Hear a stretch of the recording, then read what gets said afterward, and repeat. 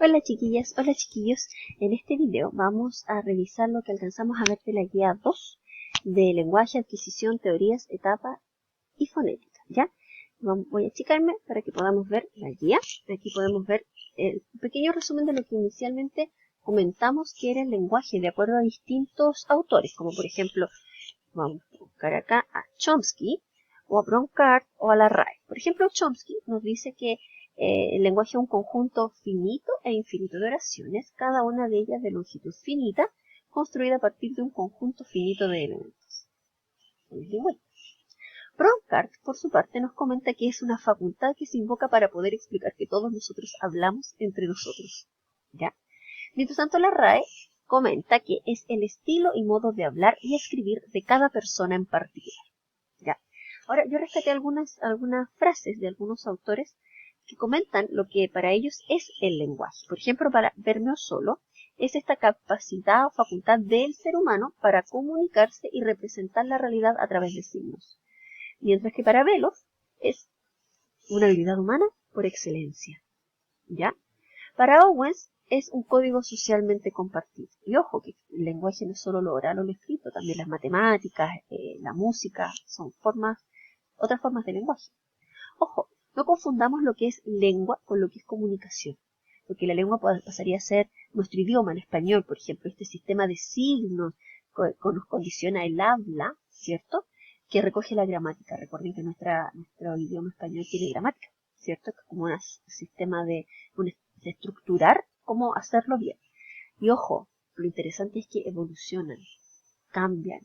Hay palabras que van quedando en desuso, hay palabras que se van agregando al vocabulario de cada lengua, ¿ya?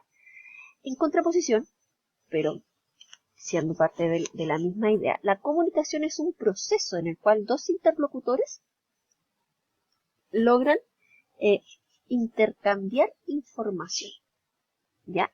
Y ese proceso es un proceso activo.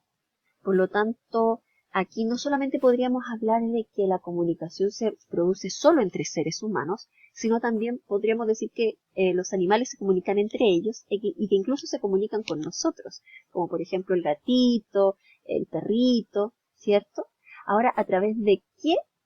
De la lengua, no utilizan efectivamente la misma lengua que nosotros, pero sí utilizan algún tipo de lenguaje con el cual se comunican, ¿ya?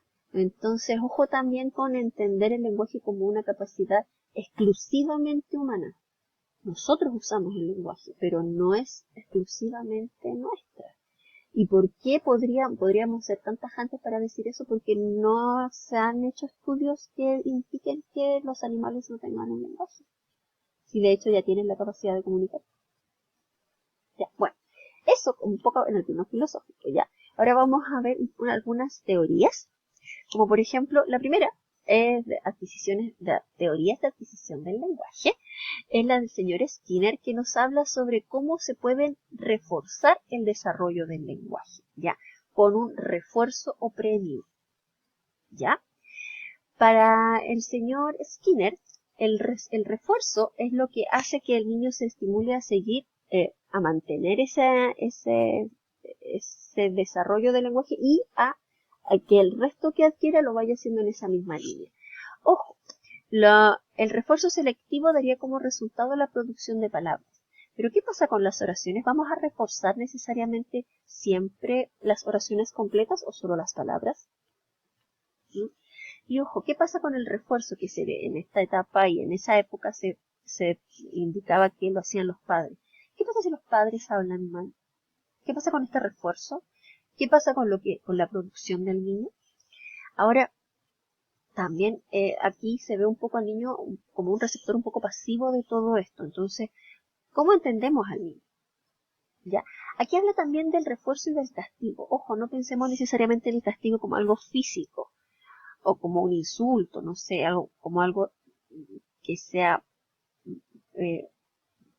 perjudicial para el niño, sino como algo que en teoría le permite cortar con esa línea de desarrollo, ¿ya?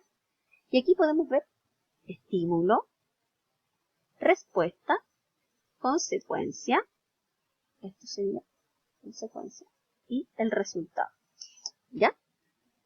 Otra de las teorías, y volvemos aquí con este caballero, señor Chomsky, ¿cierto? Este caballero es lingüista. Por lo tanto, él intentó, a través de sus conocimientos como lingüista, intentar explicar un poco lo que es el lenguaje y todo esto del lenguaje, a pesar de que no dio una forma de desarrollo en el niño, sí dio una idea general de lo que él entendía por el desarrollo del lenguaje. Entonces, para él, el lenguaje es netamente biológico, y como es lingüista, lo hace a partir de ese conocimiento, ¿ya? Por lo tanto, para él, dice que tenemos un dispositivo, lo voy a marcar al tiro, para la adquisición del lenguaje, algo así como un procesador acá en el cerebro, donde a través de él podemos aprender en el lugar del mundo donde nazca una guaguita, va a aprender la lengua en la cual se vaya desenvolviendo, porque además nosotros traemos en este dispositivo todas las bases para poder aprender la gramática de cualquier lengua. ¿Ya? Estamos relativamente de manera biológica programados para aprender una lengua, ¿ya?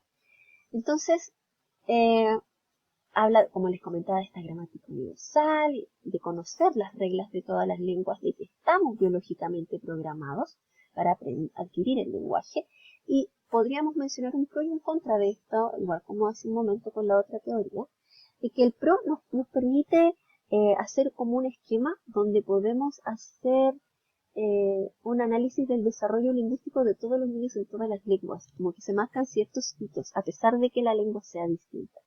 Y eso se explicaría de alguna manera en base a este procesador. Lo estoy explicando de una manera un poco computacional, pero ustedes me entienden. Y un contra es que no se explica necesariamente el mecanismo de adquisición del lenguaje, cómo vamos adquiriendo, desarrollando el lenguaje, ¿ya? La teoría de Bruner, este caballero ustedes lo conocen un poquito más, él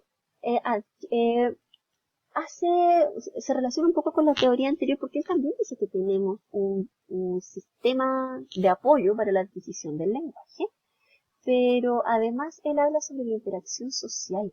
Él habla mucho respecto de la interacción entre el niño y la madre. Recordemos que en esa época era la madre quien estaba más cercana del niño para estimularlo, y hoy pueden ser otros miembros de la familia, ¿cierto?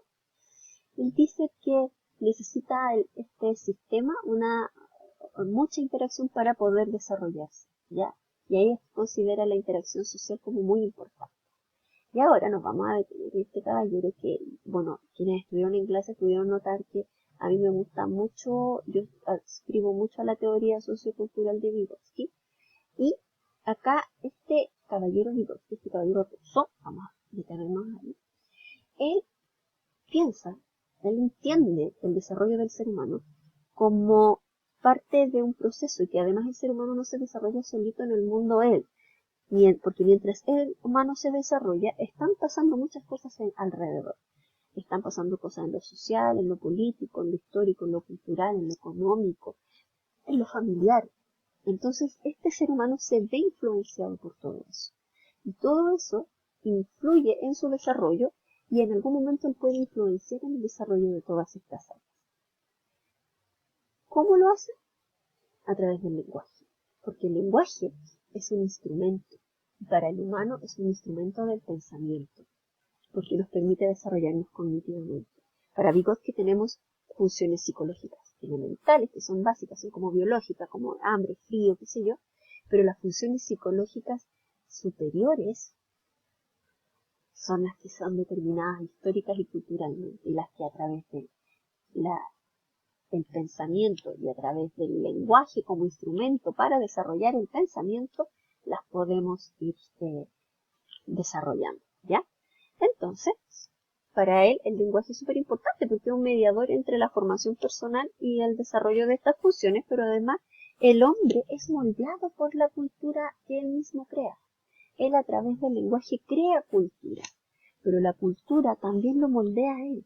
Las personas del siglo XXI somos distintas a las personas del siglo XIX, y las personas de Chile somos distintas a las personas de China en el mismo momento histórico, porque nuestros contextos son diversos, y eso permite que nos desarrollemos de maneras diversas, ¿ya?